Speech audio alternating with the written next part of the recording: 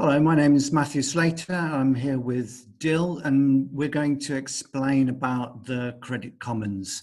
In this first video, we're going to talk about exchange and money and why money isn't a good medium of exchange. So it's very introductory. So I wrote a paper with Tim Jenkin a couple of years ago about the credit commons, and you can find that online. And the reason we need a new currency is because in a recession, there isn't enough money. That's by definition, because money is issued as debt by banks. And in a recession, people tend to pay the debt back to the banks. And so there's not enough of a medium of exchange in circulation. And without a medium of exchange in circulation, people are not able to exchange. And that's what a recession is all about. Dill. So, yeah, hi. So what a very simple picture is, particularly this coronavirus thing, is that in 3 months' time or whenever we sort of come out of this lockdown, maybe 10 or 20% of small businesses will have effectively folded. But the capacity that those businesses represented will all be there. Their machines will still be there, their skills will still be there, their networks will still be there, and their old employees will probably be unemployed and hoping for a job. And the demand will still be there for the products that they produce. The only thing that will be making it impossible for those customers to get what they need, and for those workers and those businesses to produce what they need, is a lack of a completely artificial construct called money.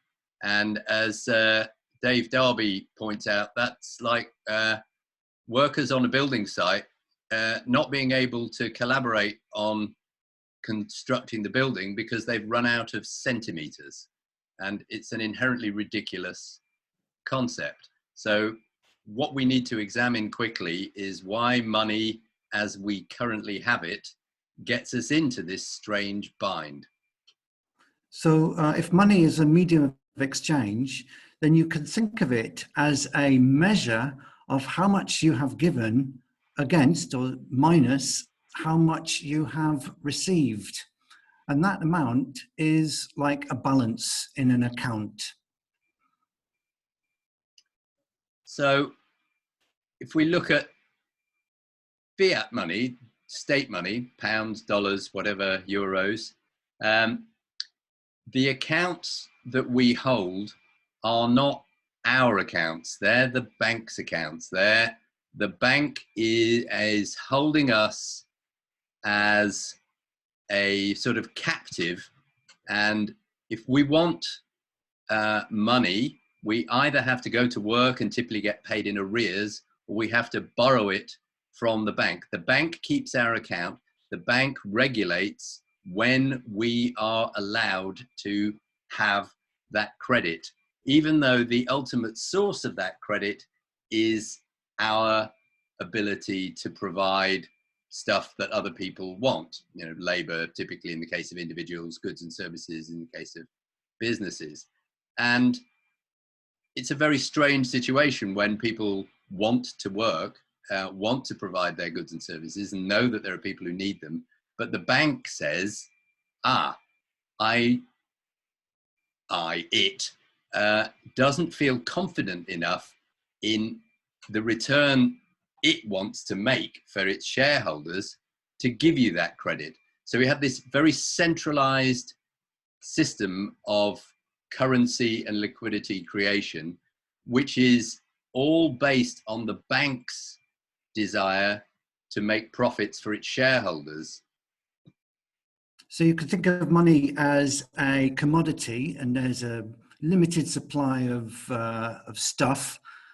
And if you want to do an exchange, you can only do it if you have this commodity first.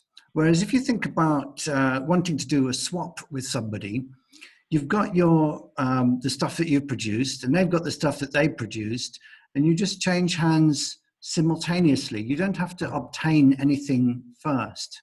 So the difficulty with money now is if we want to do exchange, we have to get the money, sell first, and then we have permission to buy. And money can be very hard to get hold of in a recession, especially if you're unemployed and the economy is slow. People can't get money. And that means they are not able to receive what they need before they give. They must give before they receive. So that means exchanges can't happen because everyone is trying to get the money in order to begin the exchange. So there's a few characteristics of what we use as money that seem to most people completely obvious, inevitable, and unchangeable, that are in fact made up rules, and which combine to create this artificial problem. So Matt said, if we think of money as a commodity, so as soon as money becomes a thing, then you can own it. And if it's got value, then what people do quite often is try and build big piles of it. And that gives them some version of monopoly power. You know, I'm the only person who can buy a factory in this town, so you have to work for me. And that's a great problem, because if the money is not in circulation, it's not doing any good. Money only does any good in terms of the community that use the money when it changes hands. So if it's framed as a commodity, if it's a thing with a serial number on it that doesn't rot, then you've got an incentive to build big piles of it, and then it doesn't do anybody any good until you decide to exert the power that that pile does. And there are other problems, such as the issuance at debt and the licensing of banks so that they're the only people who are allowed to create these tokens. All of these add up to what we think of as money, think of as the physics. You know, it's just unquestionable. But those rules are not at all set in stone.